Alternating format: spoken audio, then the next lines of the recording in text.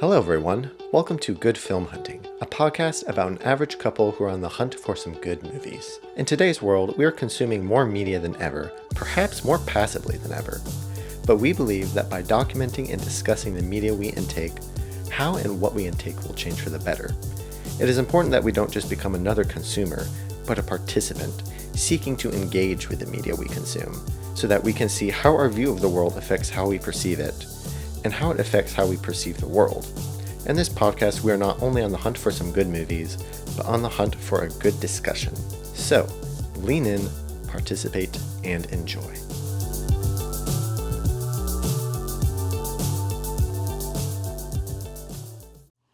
Well, good evening, everyone. Welcome back to yet another episode of our jolly hunt for decent films.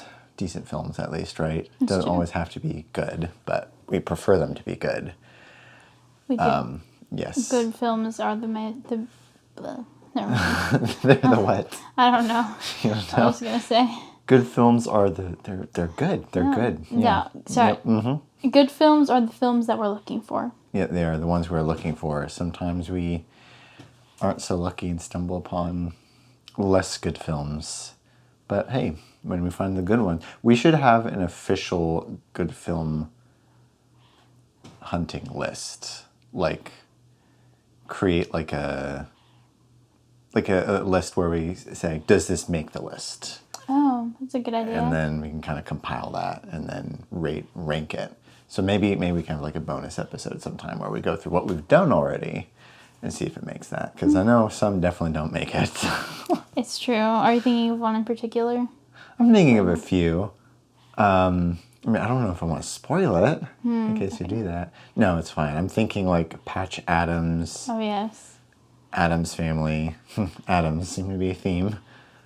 School of Rock was good, but I don't know if I'd put it on like... A classic must-see. Yeah, I wouldn't put it on like... If I wanted to be defined by the good film hunting list, I don't know if I want it to be on there. The Notebook. We didn't review that one Sorry. because we knew it just turned into a rant session. So it was a fun one to watch and to talk about, but I'd say, Klaus makes it on that list for sure. Oh, that's true. Oh, what else have we done one that we both really liked? I don't know. It's Catch Me If You blanking. Can. Oh yes, Catch Me If You Can. That was a good one. There've been a lot of good ones.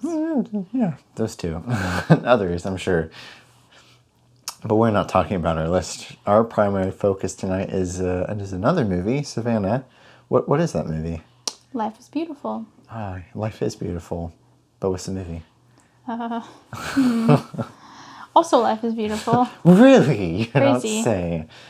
But yes, to going into introductions, because I totally bypassed that. I'm James Scott, and sitting across from me in our rocking chairs, my wife, Savannah, and she has our fresh baby, three weeks old. Mm-hmm. Very close to the mic, so if you hear this little... No, that's probably the baby, because it's kind of pointing right at her. But she sleeps better that way, so we could have a crying baby, which no one would be happy with, or a sleeping baby, which this caused some minor audio interference, but not as much as there would be if it was crying. It's true. Have we told them what her name is? No, we haven't. I don't know if they know what our son's name is. It's a secret. That's true. It's a secret. They'll never know. Okay. All right. Well, if you're listening to this for the first time, let me give a brief breakdown of the episode structure. I've got a list of facts about this movie for Savannah that I will tell her. Most of them she probably does not know. We'll share our general thoughts in the movie. We'll share our favorite moment of the movie. I've introduced a new portion tonight. We're going to kind of experiment and see how it fits. Savannah is going to recap the plot in like 2 minutes. No, I'd say no more than 5 minutes because, sometimes you can get carried away. Why do I have to recap the plot? Exactly. I was just thrusting it on you. Just making sure I remember. Right. And then after that, we've got our rating system where we have 4 categories that we'll rate on a scale of 1 to 5, which includes entertainment, quality, writing, and content. We'll share our overall rating, whether we recommend it or not. I guess eventually this will become the Good Film Hunting. Does it get the Good Film Hunting stamp of approval? So maybe we'll start this one, and kind of see. So, Life is Beautiful. Savannah, are you ready to delve into some facts I have about this for you? Sure. Okay. So, when was this released? Do you know? 1998. Very close. 1999. 1997. Yes, 1997. Okay. It was released December 20th, 1997. It was directed by Roberto Benigni. It was distributed by Miramax Films in the USA and another Italian group in Italy, which his name is a little out of my depth to say, as are all the actor names. So I will not be listing them as I usually do, but we've not seen them in anything, so it doesn't really make that much of a difference for us. So it's not like, oh, this has Tom Cruise, we saw him in that other movie. That's not the case for this one. It's true. They're all very much Italian actors. But we can also shout out to them all for being good actors, and we appreciate them. Yes, they even though did we a good can't- job. We can't say their names. It's true. We'll just refer to them as their character names. This has a runtime of 116 million. No, million. Wow. 116 it's late, million guys. what? Million minutes. Phew. This is a long one. I know, that's almost as long, probably as long as an actual person's life. No, minutes. Sorry, 116 minutes. A budget of roughly 15 to 20 million. On Wikipedia, it said 15 billion. And I knew that couldn't be right, so I looked it up elsewhere. And I went, that sounds more reasonable. At a box office of 230 million, it made it the second highest grossing foreign language film of time of release. It has since then been surpassed quite a bit. The lead actor is Roberto Benigni himself. So he directed and acted in this, which I did not know. So that's always a fun twist, right? Like, oh, okay. You can kind of see their heart behind it. Yeah. The score was by Nicola Piovani. I feel like I was able to pronounce it better because it sounds like Ludovico Einaudi, who's also Italian. As far as the development for this goes, Roberto wrote the screenplay with someone else, and it was inspired by a story by Rubino Romero Salmani and his book called In the End, I Beat Hitler, which incorporates elements of irony and black comedy.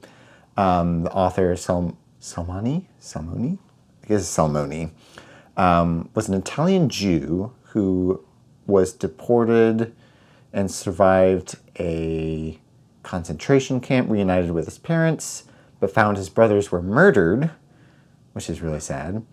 Benigni stated that he wished to Roberto Benigni stated that he wished to commemorate the author as a man who wished to live his life the right way. Benigni also said that the story was inspired from his father, Luigi Benigni, who was a member of the Italian army, who did have to spend 2 years in the Nazi labor camp, and to avoid scaring the children, told experiences humorously, very much like it was a game kind of scenario. So very much that is a direct reference to his father. And it also helped his father handle the trauma of it by kind of making it lighthearted. A lot of Roberto's friends advised him against making the film because he's a comedian and not Jewish, and the Holocaust was not an interest to his established audience. Yeah. I feel like the Holocaust is an interest to everyone. I know, right? The critical response to this was pretty overall positive, well received. It's a very well regarded movie. Most people thought it had a very good blend of comedy and tragedy. However, there were some people who were definitely very offended that Benigni would dare, take the subject of the Holocaust and throw any sort of humor in it and make light of it, because they're like, oh, he didn't betray how truly awful it was. And Oh, those people would be rolling in their graves if they heard about Jojo Rabbit. Rabbit. It's true. That almost borderline takes it too far. It's true. It's pretty edgy. We'll do that in review someday, I'm sure. Yeah, some thought just the humor made too light of the Holocaust, and it obviously downplayed a lot of it because of the character like Guido would not have been tolerated. So clearly it's unrealistic that his character would have been allowed to go on as he did. It's true. As far as awards go, this won the Academy Award for Best Actor. I think that was rightfully earned. Best Foreign Language Film, which I feel like that's kind of a weird genre to have. Yeah. And Best Score, which I thought was fun because I did notice the score and enjoyed it. Thought it was quite fun to listen to. It reminded me very much of the Great Escape in a lot of ways, which I'll go into later. Oh, yeah, kind of, actually. Yeah. Roberto Benigni's Oscar for Best Actor marked him as only the second time that an actor had directed himself in an Academy Award-winning performance. So, no, hold on. Yeah, only the second time an actor had directed himself in an Academy Award-winning performance. That's kind of neat. Yeah, that is. He's like, I'm going to direct myself in this. Yeah, You're doing a good job. He did a good job. You did a good job. He's like, I mean, when you cast yourself for the perfect role, it's kind of... I know, right? Another fun fact is that the actress who does Dora is his actual wife. Oh, really? Yeah, so they're actually married. Oh, that's awesome. That's fun. As far as goofs go, Dora accidentally calls her husband Roberto rather than Guido on one occasion. Oh, really? Yes. Oh, that's funny. I didn't notice that. I didn't notice that either. Yeah, those are all the facts I have for this one. There we go. Very nice.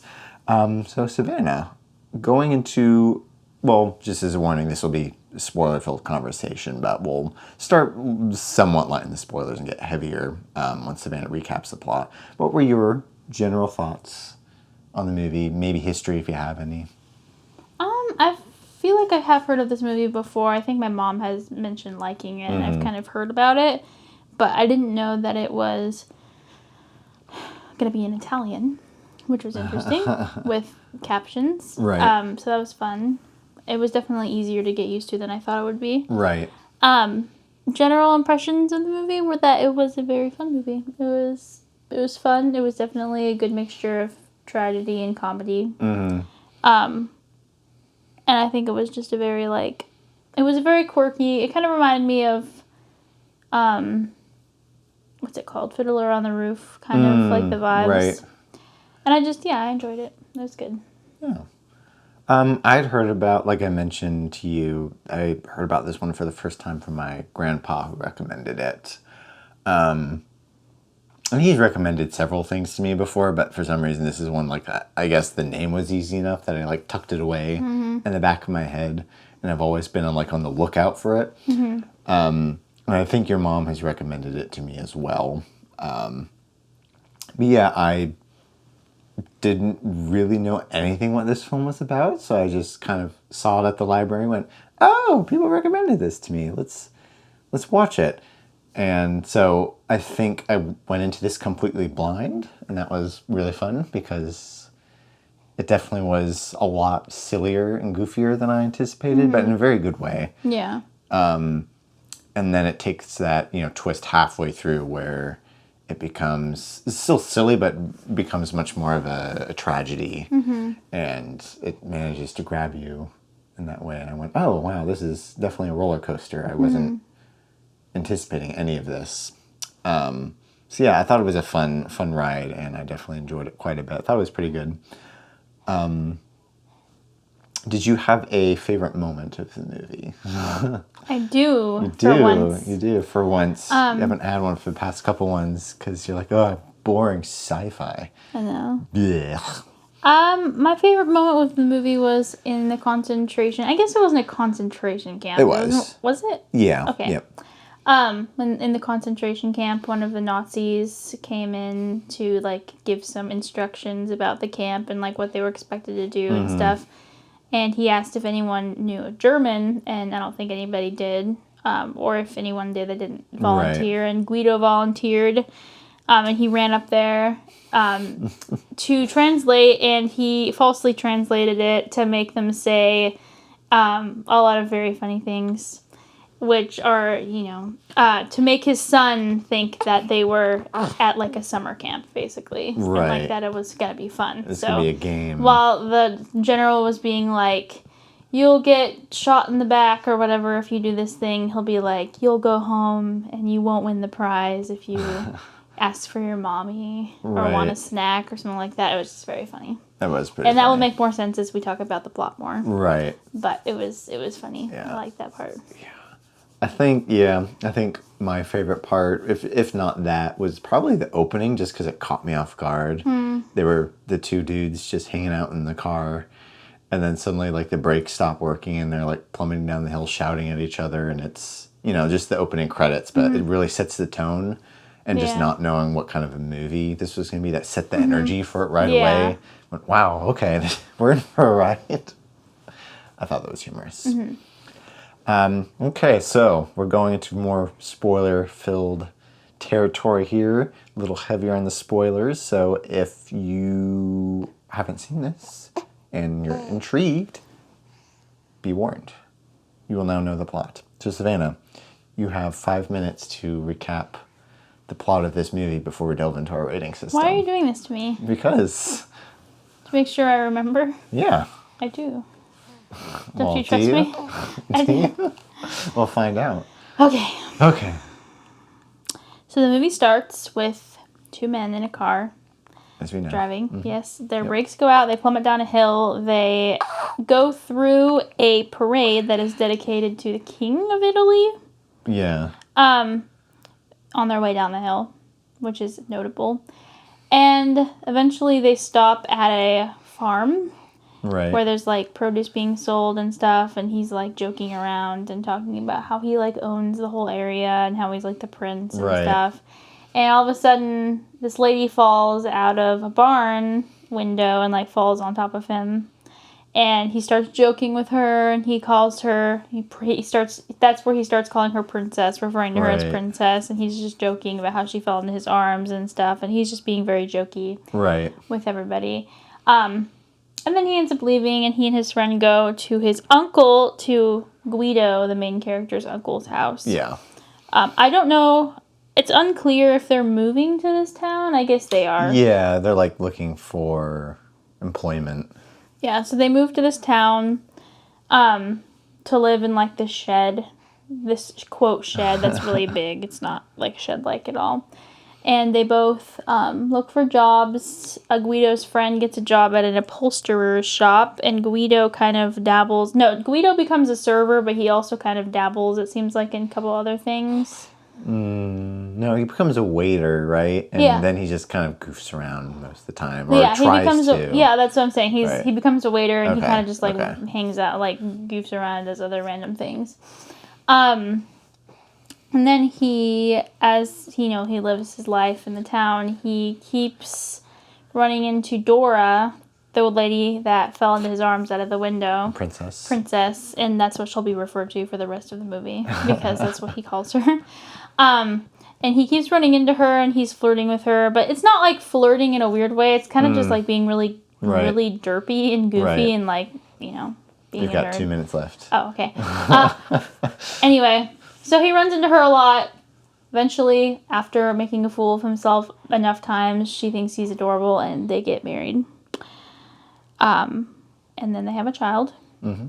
And then they open a bookstore. They do. Or, whatever order that happened in. Mm-hmm. And then one day, Guido gets taken to the office of the Nazis once the war starts, and is told that he has to go to the concentration camp. His son goes with him. Mm-hmm. They're on the train. They're on their way. Dora ends up jumping on the train, too. Mm-hmm. And they all go to this concentration camp. Right. And once they're there, Guido is finding a way. Well, actually, before they even get there, he's, finding ways to make the experience really fun for his son. Right. Because he doesn't want him to be scared. And his son's probably like 7 or 8. Right. And so he kind of makes it be like, we're going on a cruise and it's going to be so amazing. And we're going on just like the coolest trip ever and it's going to be so fun. And so even though the boy's confused and he's like, what's going on? This is really uncomfortable and gross and everyone's mean and frowning. And he's just like, that's just part of the whole experience. And so they get there and they get settled in and he just really emphasizes how fun it is and how it's a game and how they have to earn 1,000 points to win a tank. A real tank. A real tank because the little boy loves his toy tank. And so he's like, you're going to win a real tank if you just follow these rules. And in reality, Guido's kind of freaking out because he doesn't want his son to get killed or taken from him. Right. But as time goes by, the other people are dwindling. The other children are getting, killed brutally. Not brutally, but, it's all disposed of. And through Guido's, methods and training, but also making it like it is a game, he and his son ends up surviving. And then the war ends. And chaos ensues. Right. And Guido goes to look for his wife. And in doing that, he gets captured. And he has his son hiding and waiting for him. Mm-hmm. And he gets captured. And his son is like in a little box with a little window. And he sees his dad being marched by in women's clothing because he was trying to find his wife. Right. And Guido ends up getting shot. Tragic. Which is very sad, and I was like really sad that happened. But Guido ends up getting shot, but the little boy stays in the thing until the next day, and he comes out, and a tank starts rolling up to him, and he's like, it was all true. I'm so excited, and so he gets in the tank thinking it was like a prize, right? Because the Americans came, and so. The little boy and the American leave the camp and start going down the hill, and then the little boy is reunited with his mom and is like telling her excitedly that he won and that he got the tank and he won the game. And then hopefully he and his mom lived happily ever after. I know, right? But yeah. There you go. 6 minutes. I definitely missed 6 minutes. 6 minutes. You didn't cut me off. No, I thought about it. You were doing good. I definitely left out a lot of the middle stuff. Sure. But there was a lot of details. But there you go. Good job. Thank you. There's a lot to cover in 5 minutes. You did it pretty... It went over about a minute, but you did good. Thank you. Okay. So now we're going into our rating system. We have got 4 categories that we'll rate on the scale of 1 to 5, which includes entertainment, quality, writing, and content. Savannah, on a scale of 1 to 5, what would you give this for overall entertainment? I would give it a 5. I would give it a 5. Okay. I would give it a soft 5. A soft 5, I see. Yeah, okay. It's a little bit of a snoozy storyline. Like, not snooze, but like, it's not like a plot. It's just kind of like random little day in the life things. Right. Guido being weird. And Guido being a little bit of a weirdo. Yeah. They do rhyme. That's true. But yeah, I'd give it a 5. Okay. I'd give it a 5 as well. I think it was fun beginning to end. There was never a moment I was truly bored. Guido as a character, even though, like you said, the plot wasn't like super amazing, was just such a bizarre character, and the things he talked about, and was so funny and witty, and just did so many outrageous things that it was always just fun to watch him on screen, whether it was him, trying to win Dora's love, by impersonating the inspector, or after having walked through the town multiple times and kind of getting the rhythm of things, making miracles, quote unquote, happen by just being at the right place at the right time. It was fun to see that all come together. And then as it moved into the more Holocaust aspect, just him, being a goofball there, unrealistically, and in any real life situation, but like you said, turning it into a game for his son and constantly fighting. I felt like maybe got a little bored. There were certain points where he kept rambling and rambling and rambling to his son, where I was kind of like, okay, just we get the point, wrap it up. Yeah. But yeah, it was fun. And even then there were like moments of tension where it's like, oh no, are they going to be found out? But yeah, it always had me on the edge of my seat, whether it was just the characters being charming or me caring about them getting out of the situation and wondering how they were. Or maybe they wouldn't, I don't know. Yeah. I didn't know how this was going to end. I know. And actually, honestly, it ended better than I expected. I know. I was like, oh man, is the boy going to be like an only child at the end of this? Or no, only child, sorry, like an orphan? Sorry. I was more worried that he would get killed, the little boy. Right. I didn't think they'd do that. I felt like they wouldn't go that far. It's like they wouldn't go that far. That'd be too much. That'd be too messed up. It's true. But I wouldn't put them past killing both parents. Yeah. Because the uncle died and they glossed over that. Oh, yeah. They totally glossed over that. He wasn't really a huge character, though. He was, but they gave him enough time and he had enough interactions with Guido. And I'm like, wow, they just like we see him getting ready for his death and then that was it. Mm-hmm. It was very tragic. I know, it was. As far as production quality goes, what would you give this on a scale of 1 to 5?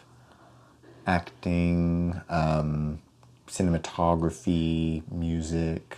Probably a 4. Yeah. It wasn't like phenomenal. Mm-hmm. The acting was pretty good. I didn't think that Dora was the best actor or actress, but she also didn't really have a whole lot to say. She kind of just existed. She was like a side character. Right. So, but yeah, I would say a 4. I think the sets and everything were cool. Mm-hmm. Again, acting was really good. I didn't really pay attention to the score. But I thought it was just well crafted and it was wrapped up well. Mm-hmm. It was just well done. Yeah, I would agree. I think 4 is a pretty good number to give it. Like I mentioned before, I really enjoyed the score for this. I thought it was fun and kind of jaunty. The overall vibes for this kind of reminded me of The Great Escape in a lot of ways. A little more tragic and a little more goofy at the same time. What I felt like it was... it was like I wrote down The Great Escape meets It's a Wonderful Life. Oh, it's true. I felt like I had essences of both of those in a lot of ways. Yeah, I think this one definitely messes with your emotions more than The Great Escape. Escape. The Great Escape doesn't really mess with them at all. No, it was just a fun movie. It's very positive considering it's a war movie. Yeah, it's positive. It does end kind of negatively. Right, that's true. But it is... Even then, it's still like very upbeat considering. Yeah. Yeah, I thought the score was good. It was jaunty. It was fun. There was a consistent theme. I wouldn't be able to like hum it to you right now because I don't remember it off the top of my head. I just remember thinking, oh, this keeps coming back. I really like this. Mm-hmm.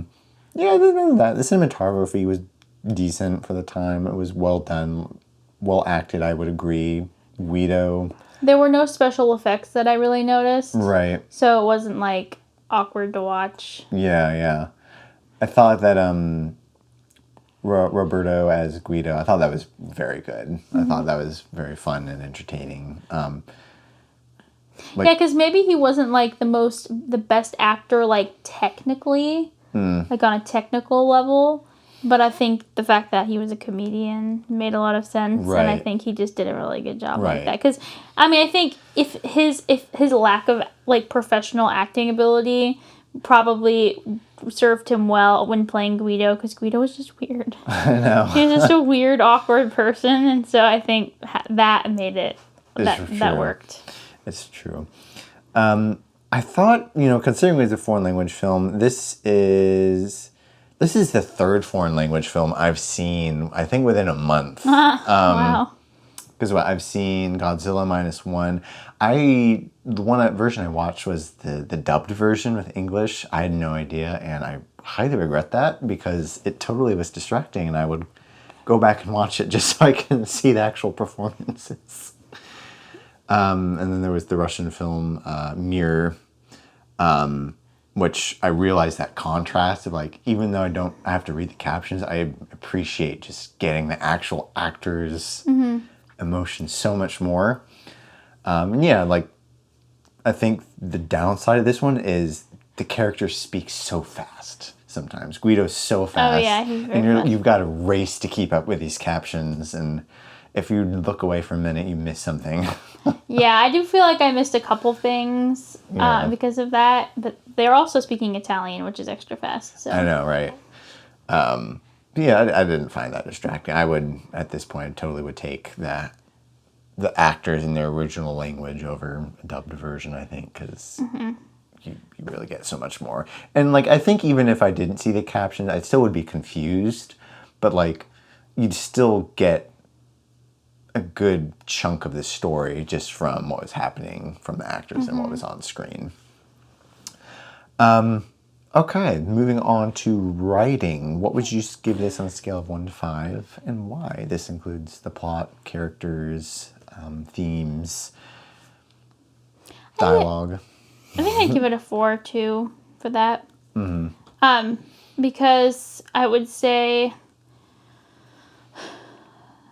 I didn't love the way Guido and Dora's relationship continued once they got married. It just was kind of meh. Kind of Right. like not super well constructed. I feel like I can't remember when we were watching it. I felt like there was another complaint I had about it, but I don't remember. I would say it was pretty well written for the most part. Yeah. I think the beats were all there. And it was, I would say, yeah, I would just say it was a 4. It wasn't like the best, but it was pretty good. Yeah.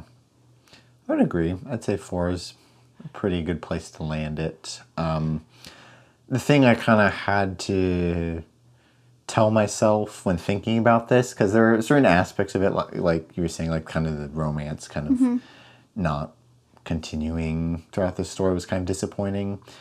But I was kind of like, But well, on the other hand, though, oh, sorry. oh no, after you. On the other hand, we don't feel as sad necessarily about, like, Guido's death as we would maybe if he and his wife had a super close relationship and his son. It kind of took the focus away from their family unit and kind of put it on the circumstances. Right. Which I think helped ease the pain. Oh, really? Yeah. So you'd rather have ease the pain than be like, oh no. Yeah. When it comes to family, yes, probably. Okay. I felt like this was very much Guido's story. Not so much his romantic life or his relationship with his son in and of itself, so much as just his story beginning to end, and that kind of included different phases. So I think while watching it, there are definitely parts where I was like, oh, I kind of wish maybe the whole film had been more focused about their romantic relationship, or maybe it had been from beginning to end more focused on his relationship to his son, because it does kind of have that weird shift where it's him, kind of bumbling around, he falls in love. There's this sweet romance that kind of goes on for a little bit, and then we get halfway through and it becomes very much about him and his son. What is his son's name, by the way? I don't remember. Is it... Yeah, I know. I feel terrible for not remembering. It's okay, he's not real. It's true.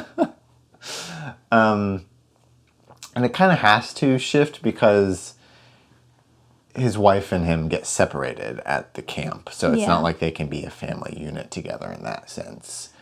But yeah, so even though it was kind of weird, I cared about Guido beginning to end. So I thought that was well done.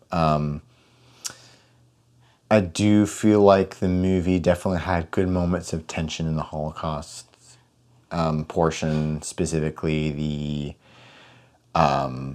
concentration camp. The whole scene where they've got that portion where his son, his son's the only child left, which is somewhat unrealistic that someone hasn't ratted him out, or that his son is that good at hiding and like someone hasn't caught on. Because there's a moment where Guido and his son both speak into the loudspeaker of the camp, and some, German isn't like, hey, wait a second, is that a child's voice I hear? I know. I thought we got rid of them. Yeah, actually, now that you're saying that, I feel like there were a lot of, like, plot holes when it came to the concentration camp. But again, the story wasn't about the concentration camp. Yeah. So it didn't really bother me. Right. But there was that scene where his son gets caught with, luckily there are other, German children out and about. So he's just presumed to be one of them. And Guido tells him, we're playing the quiet game now. You don't say anything because, and they'll try to make you say things, but don't say things. So it becomes this game of not revealing he's Italian by speaking. And there's that scene where Guido's, being a waiter and serving all the kids, and he hands his son the cake, and his son, says thank you as he's supposed to. And there's that moment where it's like, oh! And the German chef overhears him, and it's like, oh no! How are they going to get themselves out of this? I know. But Guido was clever. He figured out how to do it. I thought that was a very well done scene. I did he gets too. all the other kids to say thank you in Italian. I know, that was It's like, he's been infiltrating. The little boy's name is, I guess, technically Joshua, but it's like it's like Gio something. It's like a very it kind of sounds like Giorgio. Looks like Giorgio. Okay. It's Giosue. So not Giorgio. Sorry, that's the actor's name. That's the actor's name. Got it. Joshua. Yeah, Joshua sounds right. That sounds familiar. Yeah, Joshua. Joshua. Yeah, Okay. Sorry, Joshua. Apologies. I felt like Dora coming with him to the concentration camp wasn't necessary because she insisted on going even though she wasn't German, and the Nazi was like, "Trust me, you don't want to go." And sorry, my bad. That's what I meant.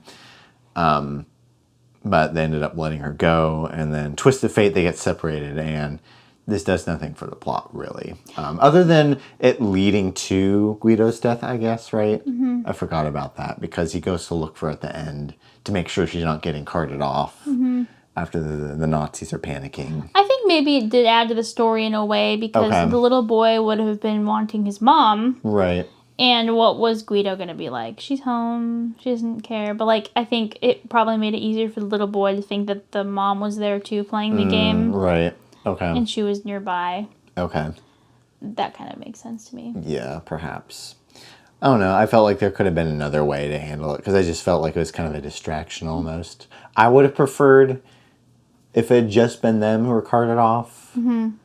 And then if they chose to have Guido's character get killed, then he gets killed doing something to defend his son. But yeah, I don't think it was like a poor choice. Like, I don't think it ruins the story, and it is kind of sweet to think about him getting killed because he was trying to save his wife, because he did love her that much. He never stopped loving her, but we got to see that for the first half of the film. Yeah. I thought they had a sweet relationship, even though you weren't the biggest fan of the romance plot. Dora was very quiet and not super exciting. Guido was kind of crazy, but I thought they had a good dynamic. Yeah, no, I thought it was fun. It was, it wasn't, the most exciting ever, but, like, it was just, to me, it was funny that she would fall for him because he was so crazy and off the wall. But she was very unhappy in her engagement, obviously, as we saw. She was complaining a lot to her fiancé about how he doesn't, like, listen to her and what she actually wants, and how what would really make her happy was, like, an ice cream cone, but he just tries to give her a bunch of other things. Right. And they had that crazy elaborate party that she hated. Right. That Guido kissed her at, or she kissed Guido at, under the table. Scandalous. I know. Well, actually, no, and then they ran away together from the party. On a green horse. Yes, on a green horse. A green horse. That was a very ugly horse. Just a little bit. I did make a note. I would have been curious to see a movie from her fiance's perspective. I know. Because the whole time Guido's like, oh, it's the jerk. And then, he's hiding from him because they had a bad encounter. And then at some point, or was it when the fiance realizes who Guido is? He's like, it's the jerk with the eggs, because of the whole egg incident. But that would have been funny. I know. It would have been funny to get that perspective. I always feel bad for the fiance that gets left for the I other know, person. right? But that guy didn't seem like a super great guy. I mean, he didn't seem bad. I mean, he was understandably upset because first he had a flower pot thrown on his head, I know, right? and then he got eggs put on his head. I know. It was a So little... it's understandable why he didn't like It Guido. kind of worked him up a little bit. A couple other notes I had is I did love how the game kind of worked out in the end for the son, you know, when the tank rolls in. It's like, oh, you did win, you quote unquote won a real tank as, you know, you were promised. And I thought that was fun. The ending of this reminded me a lot of Empire of the Sun by Steven Spielberg. I referenced that a couple times last week during the recording. Kind of similar plot, except it takes place in China. The young boy, who's Christian Bale, actually, I think it was his debut film, Oh, interesting. gets taken to a concentration camp. He's separated from his parents for a long time. You know, spoilers, they get reunited at the end. This one is a little faster, a little less long to get there, I'd say. Maybe it wraps up almost a little too quick in the sense, like, he meets his mom and he's like, and there's the narrator again, and this was the story of my father, blah, blah, blah. Like, okay, that was a little thrown in there, and I feel like this is wrapping up just a little too quickly. Because it's not like it opened with a narration of, like, this is the story of my dad kind of thing. Mm-hmm. It just, that kind of came out of the blue. In Life is Beautiful. Yeah. Yeah. I felt the whole doctor plot in the concentration camp was interesting. Like, the fact that they were friends when Guido was a waiter. Turns out this doctor's now working this camp. The doctor wants to help him, but then the doctor's like having a nervous breakdown or is insane. So he doesn't help them. He's like drunk or something. I didn't quite get what was going on there. I think I might have like walked out during that moment. I don't really Okay. remember that at all. Yeah, it was very weird because the doctor's like, I need to speak with you. And this was during the party. And then Guido goes to speak with him. And the doctor kind of seems off and he's obsessing about this riddle where he's going about the chick. Where he says quack, quack, quack for peep, peep, Yes. peep. And that was the last of it. I went, oh, okay. I guess we don't have his help. Yeah. It was interesting. Yeah, those are all the notes I had, a bit lengthy. I thought it was good. I thought there were a lot of good points. Maybe things that could have definitely been improved upon, but I'm not like anything that I'm complaining about. Yeah. Yeah. What would you give this on a scale of 1 to 5 for content? 1 being, you know, absolutely horrible. 5 being everything fit perfect. All the negative and positive aspects fit perfectly within the story they were trying to tell. I would give it a 4 Okay. because of a few things. few Number things? 1, because we saw Guido's belly button. Oh, that whole scene. Number 2, because he said make love, which is we all know is very scandalous. He said it multiple times. I know, multiple times. As many times as he wanted to make love to her per day, which is a lot. So. I know. That's a lot. A little edgy. Edgy. Because of that, even though it was very, like, weirdly, like, crafted and, like, painted in the background, the pile of bodies at the concentration camp was very, like, grim and kind of scary. Right. And then, because Guido getting shot wasn't really shown, so I would say probably those 3 things. Those 3? Okay. I would say... I don't think the belly button counts. I know, I'm kidding. I would say most children could easily watch this. Right. I think... Yeah. I don't think there was any language in it, really. No. It was a little scary. Like, the whole bodies.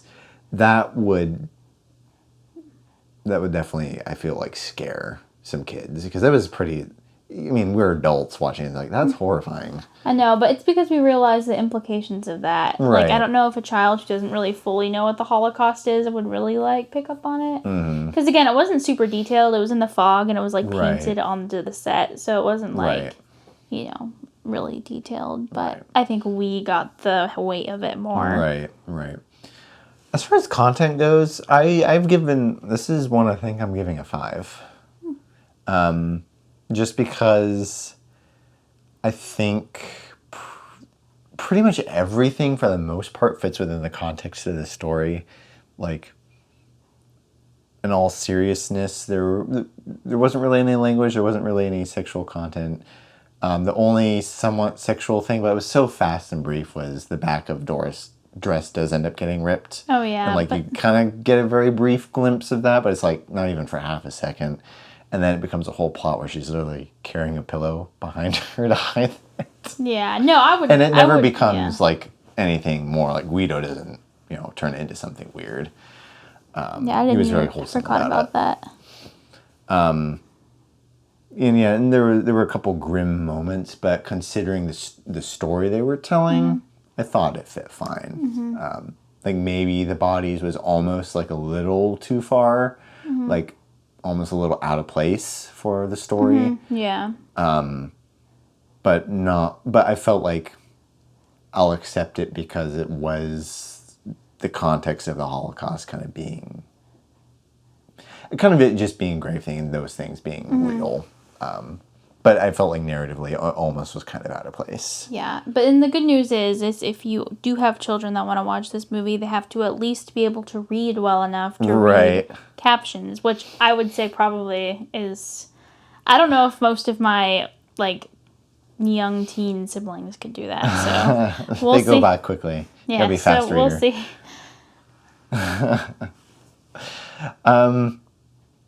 Okay. Well, that brings us to our overall rating. Savannah, you've got a 5, a 4, a 4, and a 5. That would bring you to... No, technically a 5, a 4, a 4. And a 4. Oh, that's right. Sorry. Yeah. I have a 5 then. Sorry. 5, 4, 4, 4. I guess that brings you to kind of 4.25. Would you agree with that? Would you alter that? I'd probably give it a 5. Really? Okay. Yeah, I think it was just a good movie. It was a good movie all around. Yeah, I would give this... I don't know if I give it a 5. 4.5. I said 4.5, but it's close to being 5. Like, there's just minor things here and there. But there's good. minor things, but like, I like to bestow a 5 where it's deserved. Where it's deserved. And so, since I'm kind of stingy sometimes. A little stingy sometimes, it's true. You can be a little more stingy of the two of us. When it comes to movies. It's true. Not in like, it doesn't get my good graces. Yes. Not this one. I'll give it a 4.5. I think it was very good. Would you recommend it? Yeah, I definitely would. I definitely would recommend it too. And this is the kind of a classic case of good movie. Would recommend it to pretty much anyone that I saw. Like, if it came up in conversation, I'd be like, oh, you should watch Life is Beautiful. Like, I don't think there's any sort of person I wouldn't recommend it to. Unlike other movies maybe that I would like where it's a little more of a refined audience. I'd be like, okay, maybe a specific person would like this. Or right. I can't think of a movie off the top of my head like that. But or like what's that movie called? Minority Report? No, the prison movie, Shawshank Redemption. Yeah, Shawshank Redemption, for example. In my opinion, a really good movie. Right. Totally would not necessarily be like, you should watch this because, there's a lot of stuff in there. There is quite a bit, This is, I would say, classic. I would tell a stranger at the park that they should watch this movie. Oh, wow. Okay. Yeah. So this gets high praise from Savannah. Yes. So I guess that brings us to our question. So since we're starting an official Good Film Hunting list where we, hand out a stamp or don't give a stamp, does this get the stamp? I think so. To give this one the stamp? Yeah, I would say I would add it to our home movie library. Home movie library? I would agree. I feel like this is one I could easily rewatch and I think would be a family movie to rewatch. I could see our kids being like watching it and having this be like one of those movies, the DVDs in the case that the kids would just be, like randomly put in all the time. Yes. Okay, well that's fun. That's fun to think about. We'll have to revisit our other movies and have like a brief episode where we give the stamp of approval or not to get us caught up. Yes, that would be fun. That would be fun. All right, well, that brings us to the end. Thank you all for listening. We hope you've been inspired to have some more conversations around the movies you're watching. Let us know what you thought of this movie in the comments. Let us know how we did on our rating. And until next time, good film hunting.